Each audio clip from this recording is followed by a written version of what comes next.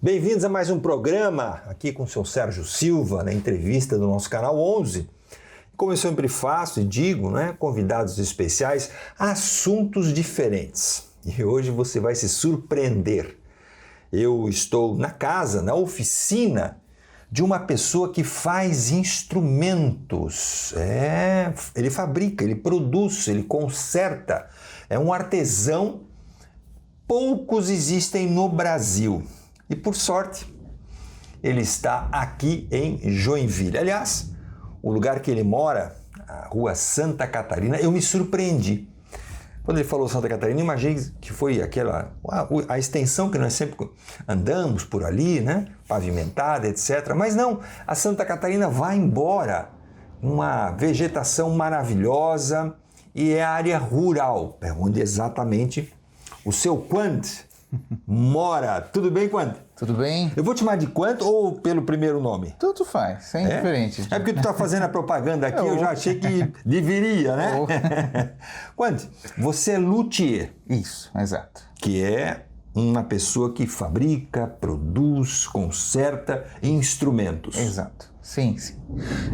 Luthier vem da palavra derivada de alaúde, né? Que era o profissional que fabricava esse instrumento musical lá na França. E depois o luth deriva o luthier. Né? Então hoje, esse francês fabricava um instrumento com esse nome? Instrumentos de corda, sim, sim. O alaúde era um deles.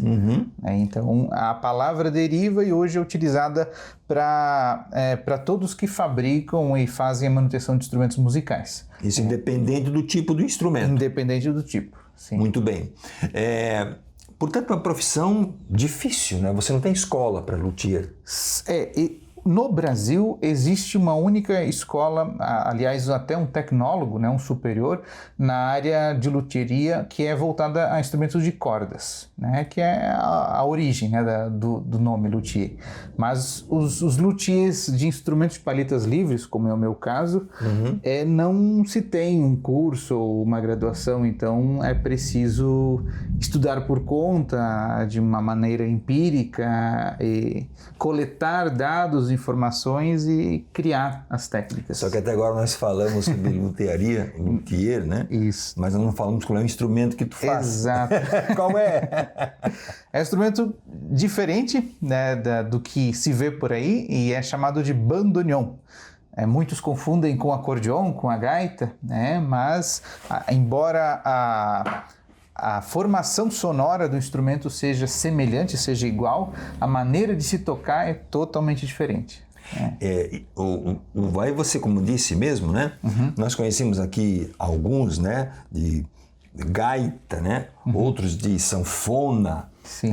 Cada um vai tendo, não sei se um nome próprio, mas os instrumentos mudam completamente. Sim. O princípio é o mesmo, fole com palhetas. Exato, sim. O princípio é o mesmo, mas o bandoneon ele difere, por exemplo, do acordeon, que é o mais conhecido, porque ele tem apenas botões em ambos os lados e esses botões eles não são visíveis ao músico. Então é um instrumento, digamos, às cegas. Você tem os botões nas laterais e você, no caso do bandoneon, você tem que decorar toda a digitação dele. Mais difícil. É um pouquinho mais difícil. Mas o bandoneon tem... Que época? De onde é que ele veio para aqui para o Brasil? Sim. Aliás, qual é a origem do bandoneon? É alemão? É alemão, exato. O bandoneon ele foi desenvolvido na Alemanha por volta de 1850, 1860 e é uma evolução de outro instrumento chamado concertina. Daí existem a concertina alemã, a concertina anglo-saxônica, a concertina inglesa. Vai consertando. Exato. E então, até uma história interessante, voltando no tempo, o princípio das palhetas livres que existe no bandoneon e nesses instrumentos que eu citei, vem da China, num instrumento de 3.000 anos atrás. 3.000 anos. Exato. Na China. Na China. Mas não tinha nada a ver com isso. Não tinha nada a ver. O instrumento que eu falo é o sheng. O sheng era uma espécie de um instrumento de sopro, ele ainda existe, então ele ainda é. É um instrumento com flautas de bambu e você tem uma espécie de uma cabaça, né? E dentro dessa cabaça, internamente, junto com essas flautas, você tem palhetas, que dizem as lendas que eram palhetas que eram feitas com o metal, no caso o latão e mais algumas ligas, daqueles, como é o nome, perdão, dos tímpanos, não, tímpanos, que eram... Eu pensei que fosse coisa de ninja já.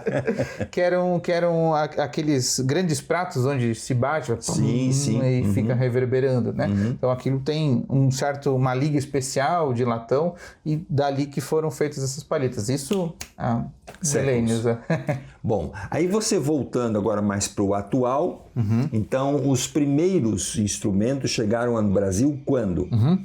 Os primeiros vieram mais ou menos na época da invenção do bandoneon, ali por 1870, 1880. Saiu de lá, já veio para cá? Junto com os imigrantes, principalmente. Então, a vinda do bandoneon para a América do Sul, a gente sabe, assim, de maneira superficial, que veio com os imigrantes. Certo. Então se difundiu tanto aqui no Brasil e depois na Argentina, que é onde ele tem um contexto um pouco maior em relação ao Brasil. Então do Brasil é que foi para a Argentina, não da Argentina para o Brasil.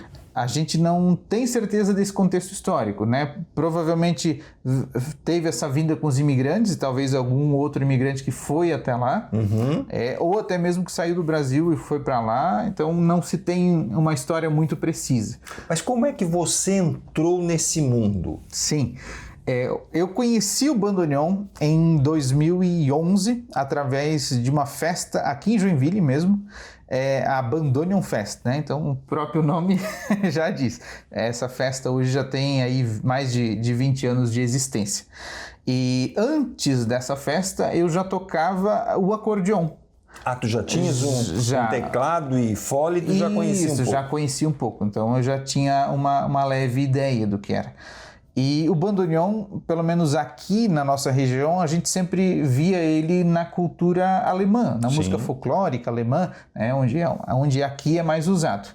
E é uma música que eu também gosto, mas o que me fez apaixonar pelo instrumento foi ver o bandoneon no tango, ver eles tocando uma música um pouco mais complexa do que a gente tinha aqui. Claro. E isso para mim foi assim encantador, sabe? Já vindo então, os argentinos é que fizeram tu se apaixonar pelo tango. Exato. Não é? Sim. E dali eu comecei a procurar alguém que pudesse me ensinar a tocar, né? E conheci aqui em Joinville um senhor chamado Carlos Otto Heck, que na época já tinha seus 80 para 81 anos, e comecei a fazer aulas com ele. Primeiro com o instrumento emprestado e depois consegui adquirir esse instrumento. E é caro um instrumento deste? E infelizmente desde sempre, desde que eu iniciei ele já era um instrumento, em comparação aos demais, sempre foi um instrumento caro. O que é caro nesse caso? A gente está falando, por exemplo, de um instrumento que a gente considera o standard, que é de 71 teclas. Na época, quando eu iniciei, eu paguei cerca de, acho que foi R$7.000 pelo instrumento. Isso há quase 15 anos atrás. Quase 15 anos atrás. Então hoje eles já têm um valor ainda maior para esse nível de instrumento, né? Para o instrumento de 71 teclas. Claro que existem instrumentos com menos teclas e que são mais baratos. Nesse caso, hoje em dia, se fosse aí pegar em uma loja, comprar, eu estaria falando em mais ou menos R$10.000. Um pouco mais. Mais ainda? Um pouco mais. Um instrumento igual ao que eu tive, é um instrumento na faixa de 12 a 13 mil reais atualmente. Que na verdade todo instrumento musical é caro, né? Eu nunca vi um instrumento muito baratinho, né? Sim. Né? Porque eu estou falando de instrumentos de qualidade. De qualidade, não claro. Estou falando de arranjos, enfim, coisas que são meio trambiqueiras. Então tu começou, aprendeu, certo? Mas até então tu era músico. Exato. Sim. Mas em algum momento tu foi para frente, tu virou um luthier. Como? Sim. Foi juntando o que eu já estudava na época. Antes de aprender o bandoneon, né, eu já vim de uma formação de um técnico em design gráfico. Depois esse técnico eu evoluí para um superior de design de produtos. Então sempre tive... Designer de produtos é aquele que desenha, elabora, pensa de como será um produto ali na frente. Exatamente. É a pessoa responsável por fazer a coisa funcionar, estudar a ergonomia, como o usuário vai se comportar com aquilo. Então, a gente... E, aliás, também a estética de determinado produto. Claro, né? Funcionalidade, né? Exato.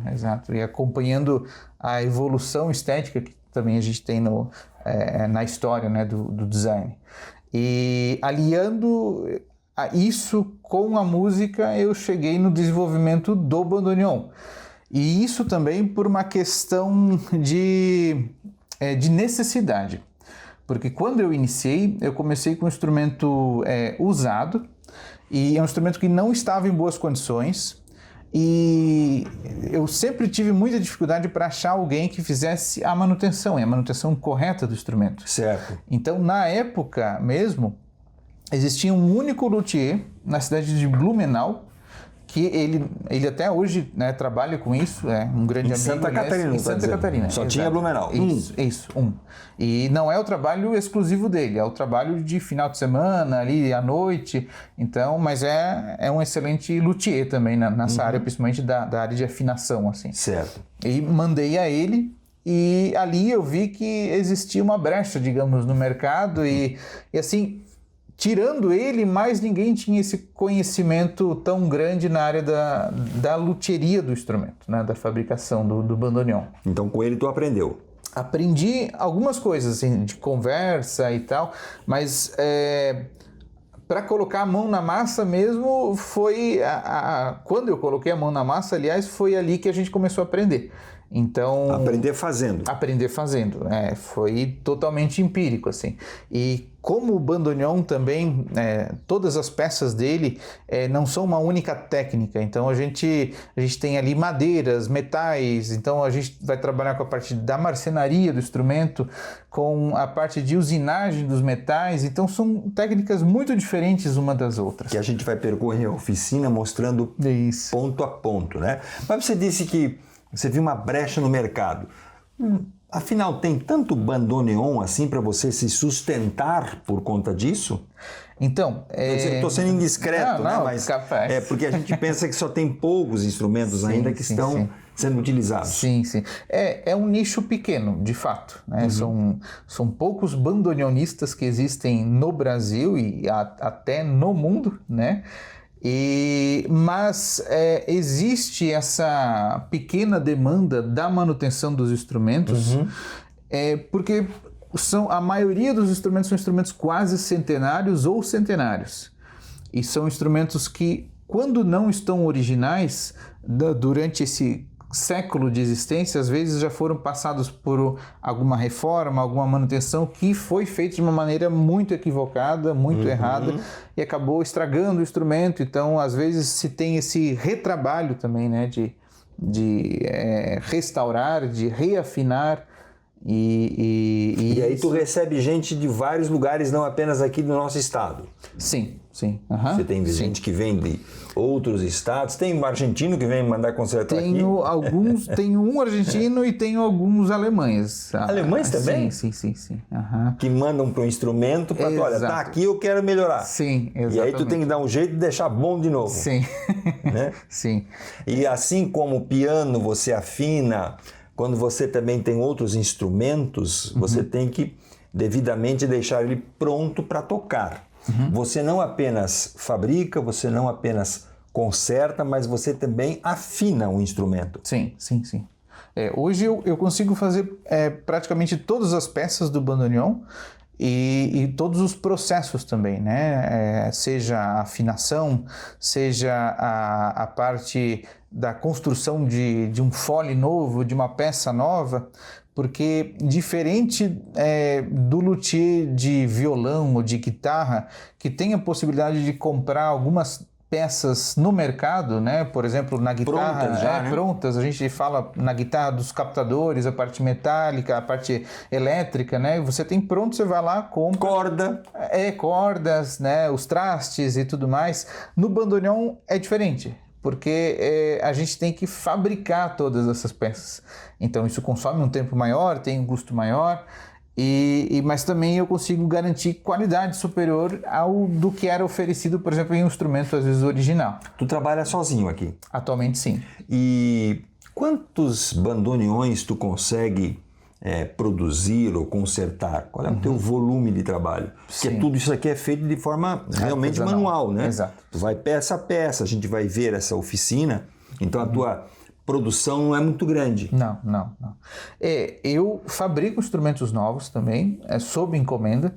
A demanda não é muito grande porque a fabricação e todo esse processo artesanal ela tem um custo elevado em comparação a um instrumento a qualquer outro. Industrializado, né? Exato. E então eu tenho uma demanda pequena, geralmente um instrumento, 2 instrumentos ano, né? Mas o meu grande ano, sim. Tu produz no máximo, tu fabrica 2 instrumentos por ano. Quando se tem essa demanda, né? Mas a minha maior demanda é a parte da restauração e da afinação do instrumento. Então, mas mesmo assim são restaurações, principalmente, elas demandam muito tempo. Então, restaurações completas, onde se tem que fazer quase todos os processos, né? O cara vem aqui só com a caixinha. Só com a carcaça. Carcaça. Você precisa fazer um fole novo, fazer uma pintura nova, você precisa fazer botões novos, algumas partes metálicas novas, a parte de afinação nova, né? Enfim, tudo novo. Tudo novo quase. Então isso demanda um tempo, que às vezes excede até um instrumento novo, por exemplo. Muitas das vezes. Por exemplo, uma das últimas restaurações que eu fiz, que foi nesse nível assim, bem completo, a gente fala aí de 4 a quase 5 meses de trabalho. Mas aí tu só se dedica àquele instrumento ou tu vai paralelamente fazendo outras restaurações, concertos? Alguns processos eu consigo trabalhar em paralelo, mas outros não. Então, restaurações, seja da pintura, né, a parte do fole mesmo, algumas questões, algumas dessas coisas você precisa fazer individualmente. Certo. Não se tem como parar e não tem como você criar uma demanda assim, sabe? Então você tem que fazer com muita paciência. A gente vai agora para um breve intervalo e na sequência então nós vamos começar a caminhar na oficina e vocês vão ver que apesar do espaço ser pequeno, o que tem de coisa aqui dentro me impressionou. E tudo pequenininho. Um instantinho só, nós já voltamos.